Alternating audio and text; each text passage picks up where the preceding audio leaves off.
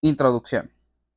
A fines de mayo del 2013, Google se puso en contacto con Waze, la compañía que yo había fundado 6 años atrás, con un contrato de una sola hoja. El precio, $1.150 millones en efectivo. Google prometió que Waze continuaría siendo Waze, cumpliendo su destino de ayudar a quienes se desplazan diariamente a su trabajo, a evitar los embotellamientos del tráfico, y la compañía podría continuar con sus operaciones fuera de Israel. Google dijo también que la transacción estaría lista en una semana. Aceptamos. Tomó 10 días completar la transacción, pero aún así se hizo en un tiempo récord. Si bien la transacción era definitiva, el diálogo con el potencial comprador se había estado desarrollando durante los 6 meses anteriores. En algún momento, comenzando el invierno entre el 2012 y el 2013, Google se puso en contacto con nosotros y dijo que estaban interesados en adquirir Waze. Poco después invitaron a la agencia de Waze a la habitación secreta de Google, donde hicieron ofertas y convencieron a la compañía de acordar la venta. No nos agradó la oferta que hicieron en diciembre del 2012 y la rechazamos. En su segunda oferta, presentada 6 meses más tarde, las cifras eran completamente diferentes. Construir una startup es un viaje en una montaña rusa con altos y bajos. Conseguir financiación es una montaña rusa en la oscuridad. Ni siquiera sabemos qué vendrá. Cerrar un acuerdo es un orden de magnitud más y negociar múltiples acuerdos simultáneamente, en especial aquellos que son también un evento que nos cambia la vida, son los momentos más extremos en el viaje de las startups. Les prometo contarles más acerca de la montaña rusa de una transacción en el capítulo 12. La salida. Pero algo es seguro, no hay nada como la primera vez. Hice parte de otro unicornio, el término técnico para designar una compañía avaluada en $1.000 millones o más. Movie, que fue vendida por $1.000 millones a Intel en el 2020. Y habrá más, pero la primera vez es muy emotiva, quizás porque se advierte que será un acontecimiento que nos cambia la vida. Por el carácter extremo de esa montaña rusa y tal vez, en particular, en el caso de Wiz, porque apareció en todas las noticias incluso antes de firmar el acuerdo y, por lo tanto, todos nos sentimos involucrados. La parte más interesante de mi vida comenzó justo después de la transacción entre Google y Wiz. Dejé a Wiz inmediatamente después de la adquisición para construir más startups, y eso es lo que he estado haciendo desde entonces. Todas mis startups son para resolver problemas, hacerlo bien y tener éxito, y seguir el mismo método para construir una nueva startup. De eso se trata este libro, de mi método para construir empresas y unicornios. Cuando la noticia de la adquisición por parte de Google se hizo pública, el 9 de junio del 2013, sorprendió tanto a Silicon Valley como a las comunidades de inversionistas nacionales de Israel. No era solamente que el precio de $1.150 millones fuese la suma más grande jamás pagada hasta entonces por una firma de tecnología con el fin de adquirir una aplicación, fue más la confirmación en el mundo de la tecnología de que una startup israelí que apenas tenía 5 años y 4 meses de creada estaba construyendo algo mejor que Apple, Google, Microsoft y prácticamente todos los demás en el espacio de la conducción y la navegación. Actualmente, escribo esto a comienzos del 2021. Cuando se mira un avalúo de $1.000 millones, se ve que no es gran cosa. Hay más de 150 unicornios israelíes de entre 1,000 de ellos en el mundo. Solamente quiero creer que yo estuve allí al comienzo para establecer el referente. La gente me pregunta si vender Waze por $1.150 millones en el 2013 fue la decisión correcta. Y sí, Waze no valdría mucho más de $1,000 millones hoy en día. En mi opinión, solo hay decisiones correctas o no hay decisión. Porque cuando tomamos una decisión, cuando elegimos un camino, no sabemos cómo sería haber elegido un camino diferente. Tomar decisiones con convicción es una de las conductas más importantes de un CEO, Chief Executive Officer, director ejecutivo, exitoso y en particular en una startup. Si me hubieran preguntado si Waze vale más hoy que la suma que Google pagó por él en aquel entonces, diría ciertamente que sí, pero lo que no sabemos es si Waze habría llegado a valer eso sin la adquisición.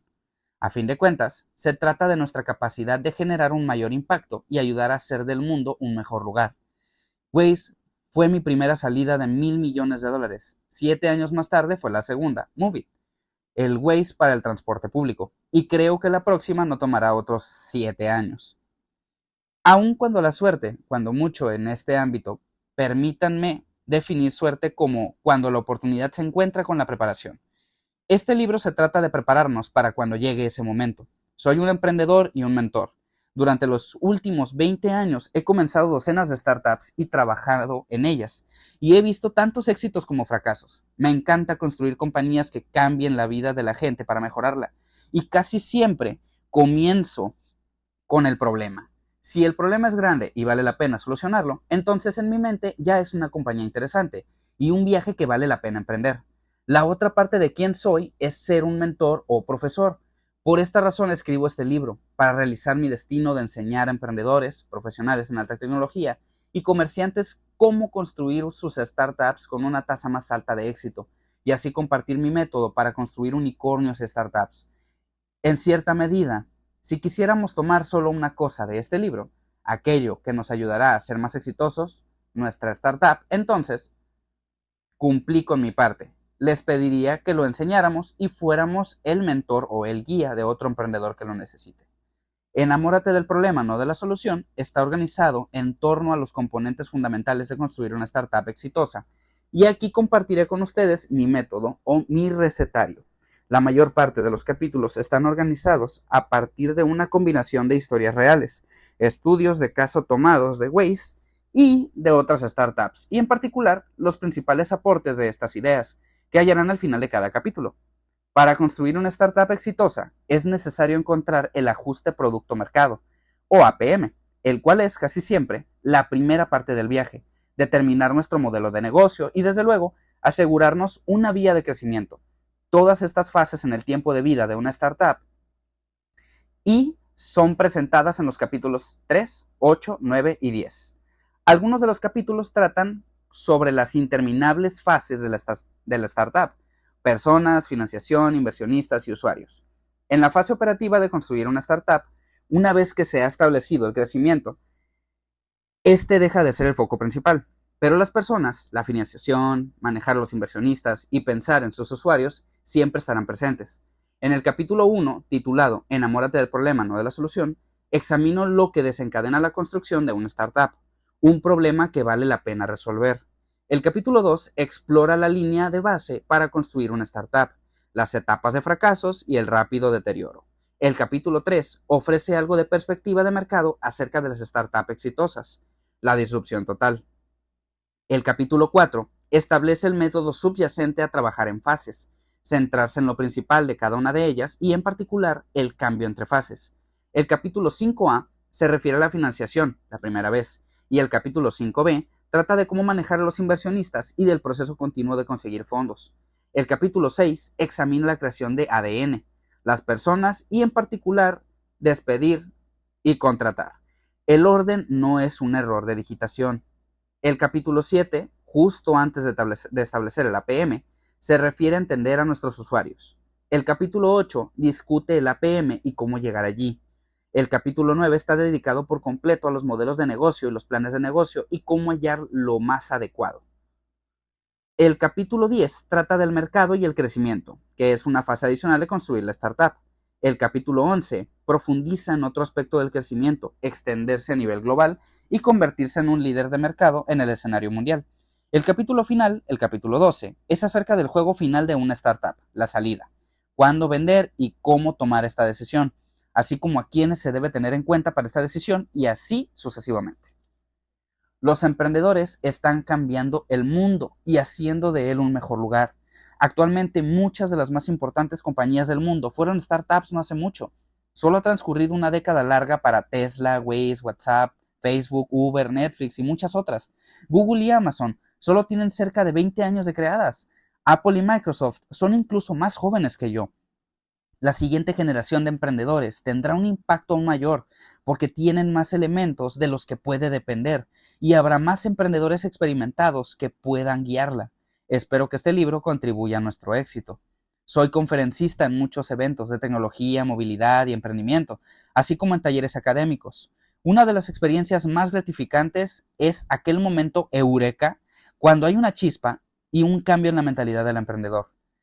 Algunos años atrás, en diciembre del 2016, fui invitado a hablar en un evento de emprendimiento en Bratislava, la capital y ciudad principal de Eslovaquia. Y los argumentos que usaron para convencerme de asistir al evento y participar en él fue que era uno de los primeros países en adoptar con éxito Waze. En efecto, durante las presentaciones, muestro un video acerca de cómo se crean los mapas de Waze y siempre comienzo con el código QR del vínculo al video. Yo era el conferencista que inauguraba el evento la primera noche. En el segundo día hubo un cóctel y un taller con emprendedores. En mi conferencia inaugural relaté la siguiente historia. Hablé con muchos de los emprendedores cuyas startups habían fracasado y les pregunté por qué lo habían hecho. ¿Qué sucedió? Aun cuando creo que la razón principal es que no calcularon el APM, cerca de la mitad de los emprendedores me dijeron que el equipo no era el adecuado. Entonces seguí preguntando, ¿qué quieren decir con que el equipo no era el adecuado? A esta pregunta escuché dos respuestas principales. La mayor parte de los emprendedores dijo, teníamos este hombre que no era lo suficientemente bueno, o aquella chica que no era lo suficientemente buena. Entonces, no era lo suficientemente bueno. Era una razón importante.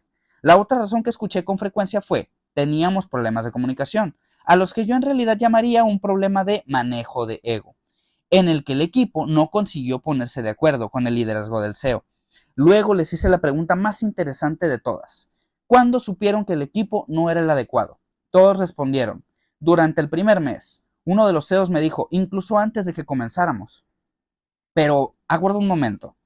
Si todos sabían durante el primer mes que el equipo no era el adecuado y no hicieron nada al respecto, entonces el problema no fue el equipo. No es que fuera inadecuado. El problema fue que el CEO no tomó la decisión difícil. Tomar decisiones fáciles es fácil, pero las decisiones difíciles son realmente difíciles de tomar. Esta es la razón por la cual a muchas personas no les agrada ser quienes deciden. Si el CEO no toma las decisiones difíciles, entonces hay un problema grave, y las personas de alto desempeño se irán. En el capítulo 6, Despedir y contratar, explicaré por qué. Mi presentación continuó y luego, durante el cóctel, el CEO de una startup se me acercó y me dijo, gracias, ahora sé exactamente lo que debo hacer, despedir a mi cofundador. El evento se prolongó hasta el día siguiente. El CEO se me acercó de nuevo y dijo, está hecho, despedí a mi cofundador, fue doloroso y no dormí en toda la noche, pero una vez que se lo anuncié a la compañía, todos se me acercaron para decirme, gracias, ya era tiempo. Entonces, sé que hice lo correcto. Incluso me envió un correo electrónico más tarde en el que decía que la compañía se encontraba ahora en el buen camino. Fue entonces cuando apareció el primer detonante para escribir este libro, pues pensé que debía compartir mi conocimiento y experiencias con otros fundadores, emprendedores, CEO y gerentes, y quizás con todas las personas que trabajan en negocios de tecnología para ayudarlos a mejorar. En cuanto a mí, no todo ha sido color de rosa. Habiendo experimentado muchas montañas rusas, retos y dificultades camino al éxito, creo y espero poder compartir más perspectivas y más visiones diversas en torno al viaje del emprendimiento, de una manera que inspire a los demás. Más aún, espero que las lecciones que ofrezco aumenten la probabilidad de éxito de quienes las lean. Me considero un optimista. Como soy un ávido esquiador, la gente me pregunta con frecuencia cuáles fueron mis primeras mejores vacaciones de esquí. Mi respuesta es sencilla, las próximas. Finalmente, todo se resume en nuestra capacidad de causar un impacto mayor y de contribuir a hacer del mundo un lugar mejor.